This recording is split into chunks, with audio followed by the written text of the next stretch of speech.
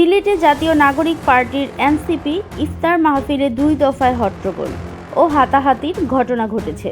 শনিবার সন্ধ্যায় নগরের বালুচর আমানুল্লাহ কনভেনশন সেন্টারে আয়োজিত এ অনুষ্ঠানে আসন ও বক্তৃতা ইস্যুতে দলের নেতাকর্মীদের মধ্যে সংঘর্ষ বাধে। প্রত্যক্ষদর্শীরা জানান, ইফতারের কয়েক মিনিট আগে এনসিপির সিনিয়র যুগ্ম সদস্য সচিব ডাক্তার তাসমিন যারা বক্তব্য রাখছিলেন। এ সময় আসন নিয়ে বিরোধ থেকে নেতাকর্মীদের মধ্যে হাতাহাতি শুরু হয়।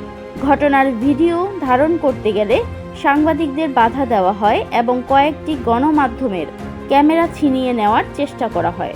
সাংবাদিকরা এর প্রতিবাদ করলে নেতাকর্মীরা তাদের সঙ্গে অসৌজন্যমূলক আচরণ করেন।